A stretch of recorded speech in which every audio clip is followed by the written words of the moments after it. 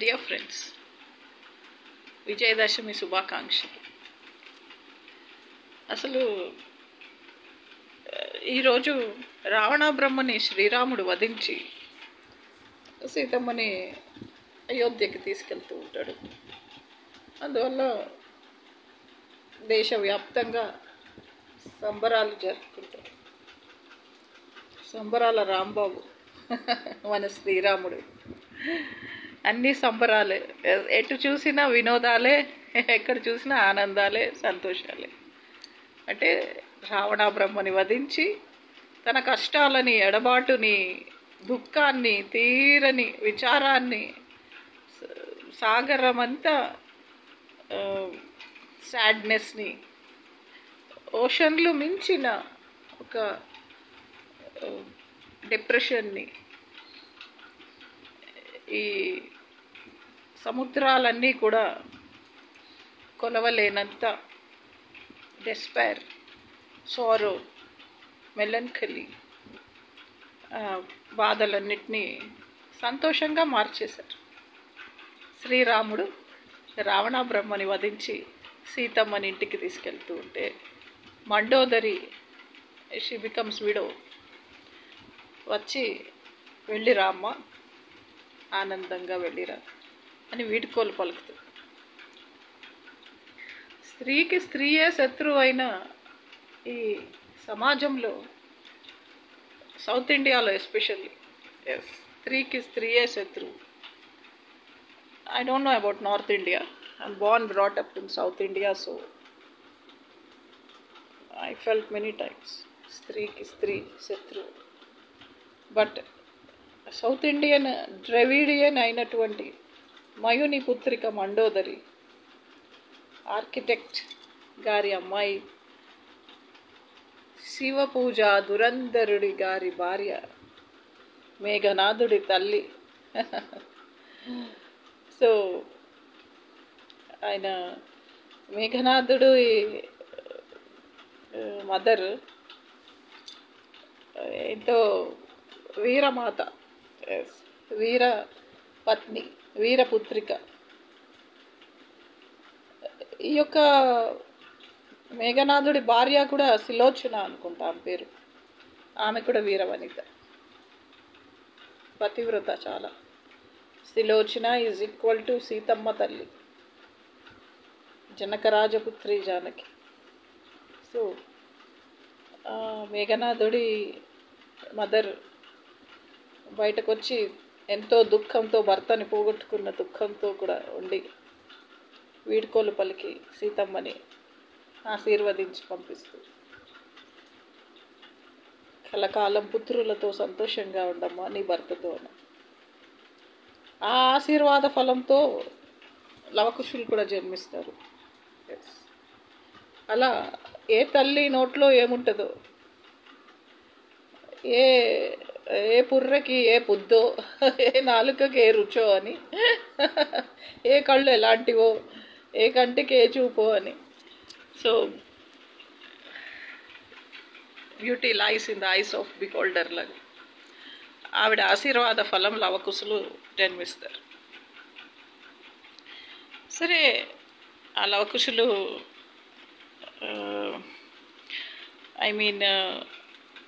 History చూస్తే లవుడు okay, కుషుడు Rajmata Gayatri గారి family.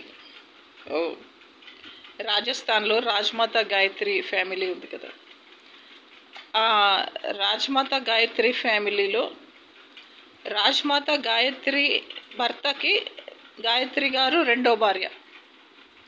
అంత కర్మే వచ్చింది, 15 ఏళ్ల పిల్ల రెండో భార్య అవ్వాల్సిన కర్మేం పట్టింది. ఆవిడ జైపూర్ ప్రిన్సెస్ కరెక్టే, బట్ ఆయన ఆమె ఎవరినైతే పెళ్లి చేసుకుందో, ఎవరికైతే రెండో భార్య అయిందో, ఆయన లవకుశుల్లో కుషుడి, ఐ థింక్ కుషుడో లవుడో, ఆ ఇద్దరిలో ఒకరి ముని మనవడు, అంటే గ్రేట్ గ్రాండ్ సన్. అంటే గ్రేట్ గ్రాండ్ సన్ వాళ్ళ గ్రేట్ గ్రాండ్ సన్ వాళ్ళ గ్రేట్ గ్రాండ్ సన్ వాళ్ళ గ్రేట్ గ్రాండ్ సన్, అట్లా వాళ్ళ ఫ్యామిలీ అది. అంటే రాజ్మాత గాయత్రి గారి అబ్బాయి శ్రీరాముడి పుత్రులైనటువంటి లవకుశుల సంతానం వాళ్ళ సంతానంకి పుట్టినటువంటి సంతానం. అది 1000 తరాలు ఆర్ 5000 తరాలు, ఎన్ని తరాలు అనేది కాదు క్వశ్చన్. ఆ రక్తం ఆ ఫ్యామిలీలో ప్రవహిస్తుంది. అందుకే ఈ రోజుకి బాబ్రీ మస్జిద్ని తొలగించి కోర్ట్ ఎక్కి అప్పుడు కోతి మూకలన్నీ ఎలా అయితే దండెత్తి శ్రీరాముడికి అండగా ఉండి, ఆ రోజు కోతి మూకలు శ్రీరాముడికి అండగా ఉండి దండెత్తి రావణ బ్రహ్మని వధించి ఎంతో సంతోషాన్ని భారతీయులకి కోతి మూకలు, కోతులు, వానరులు పంచిపెట్టారు. ఇప్పుడు అయోధ్య అనేటువంటి గుడిని నరులు, అప్పుడు వానరులు ఇప్పుడు నరులు బాబ్రీ మస్జిద్ని తొలగించి అయోధ్యలో శ్రీరాములకి ఇట్లా ఇట్లా అని చూస్తుంటాడు. శ్రీరాముడు కొంటె చూపులు పోలే ఏకపత్ని వ్రతుడికి ఇట్లా ఇట్లా ఇట్లా అని చూస్తుంటాడు. ఆ చూపులకే శూర్పణఖ పడిపోయి పాపం ముక్కు చెవులు పోయి, ప్రాణం పోయి, గుండె పగిలి రోధించి రావణ బ్రహ్మ యొక్క రాజధానిలో శ్రీలంకలో మరణిస్తుంది. ఆ బాధ తట్టుకోలేక ఒక్కటే చెల్లి వాళ్ళకి, కుబేరుడికి, అందరికీ. ఎస్, వాళ్ళ ఫ్యామిలీ మొత్తానికి అటు 7 తరాలు ఇటు 7 తరాలు అందరు మగపిల్లలే. ఆ ఒక్కటే ఆడపిల్ల శూర్పణఖ. సో ఉన్న ఒక్క సోదరి మరణించేసరికి, అది కూడా రాముణ్ణి ప్రేమించి ప్రాణత్యాగం చేసినందుకు కోపంతో సీతమ్మ తల్లిని కిడ్నాప్ చేసి తీసుకొస్తారే కానీ రావణ బ్రహ్మ శివపూజ దురంధరుడు. అది మీకే బాగా తెలుసు. ఆయన ఎంత భక్తుడు, మ్యూజిషియన్, సంగీత సాహిత్యాలలో మేటి. రావణ బ్రహ్మ రాసిన శ్లోకాలు, పద్యాలు ఇప్పటికీ పాపులర్. ఆయనంత బాగా ఎవరూ రాయలేరని శంకరాచార్య గారు కూడా ఎన్నోసార్లు అన్నారు. అటువంటి రావణ బ్రహ్మకి సమయం వక్త్ అలా అయింది. కాలం కలిసి రాక సీతమ్మ తల్లిని తీసుకురావాల్సి వచ్చింది. తద్వారా వార్ వేజ్ చేశారు. They waged a war and killed him in the war. వీరమరణం పొందారు రావణ బ్రహ్మ. శ్రీరామ, నీ వంటోడి చేతిలో చావడం కూడా అదృష్టమే అని రావణ బ్రహ్మ అని చనిపోతారు, ప్రాణత్యాగం చేస్తారు. ఇవన్నీ చదువుతూ ఉంటే నిన్ననే ఏదో ఇప్పుడే జరిగాయా అన్నట్టుంటుంది. బట్ జరిగి చాలా సంవత్సరాలు గతించిపోయిన కాలంలో మధుర స్మృతులు. డియర్ ఫ్రెండ్స్, ఈ విజయదశమి కాకరకాయ లాంటి చేదు కూరగాయని బెల్లం వేసి పులుసు పెట్టుకుంటే కాకరకాయ పులుసు ఎంత తీపిగా, మధురంగా, షడ్రుచుల సమ్మేళనంగా, అందులో చింతపండు, ఉప్పు, కారం అండ్ బెల్లం ఇవన్నీ వేసి నూనెలో బాగా వేయించి ఫ్రై చేసి బెత్తడు, ఐ మీన్ స్పూనుడు ఆర్ గరిటెడు ఆవు నెయ్యి వేస్తే దించే ముందు ఎంత బాగుంటుందో మన లైఫ్ కూడా అంత బాగుండాలి. ఎలా అయితే శ్రీరాముడు రావణాసురుణ్ణి చంపి తన కష్టాలు, ఎడబాటు అన్నీ వనవాసం కూడా పూర్తి చేసుకొని సీతమ్మ తల్లితో అయోధ్యకి వచ్చి సంతోషంగా ఆనందంగా గడుపుతారో, అలా మన అందరం సంతోషంగా ఆనందంగా గడపాలి.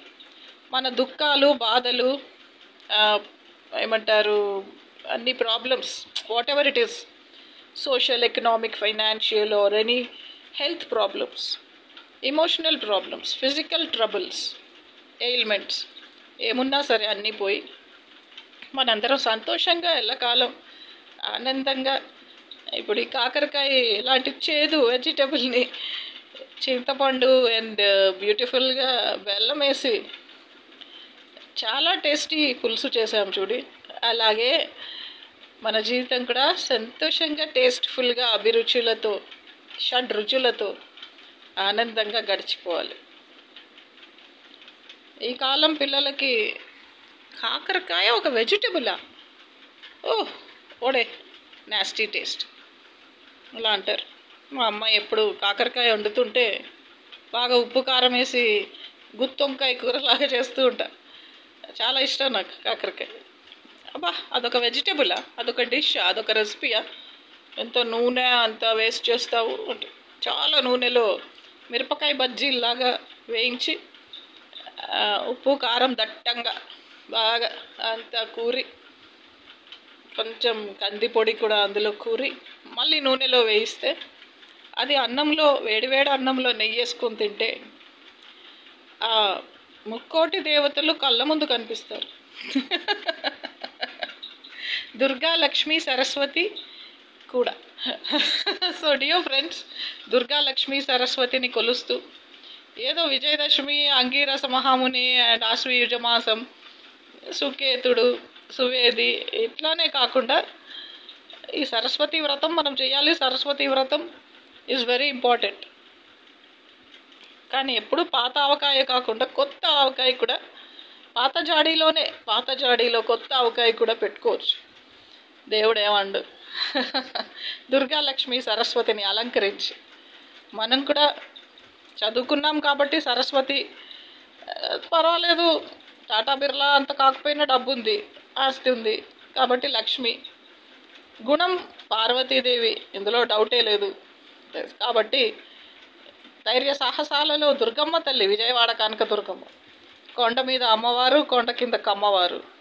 సో అన్ని హక్కులతో అండ్ సర్టిఫికెట్స్తో, ప్రూఫ్లు, సాక్ష్యాధారాలతో, ఎవిడెన్స్లతో, విట్నెస్లతో మనం కూడా లక్ష్మీ, దుర్గా, సరస్వతులని భావి భారత పౌరులకి, అంటే మన ముందు జనరేషన్స్కి, అట్లీస్ట్ మన జనరేషన్కి, మన సీనియర్స్కి, జూనియర్స్కి ప్రూవ్ చేసుకోవాలి.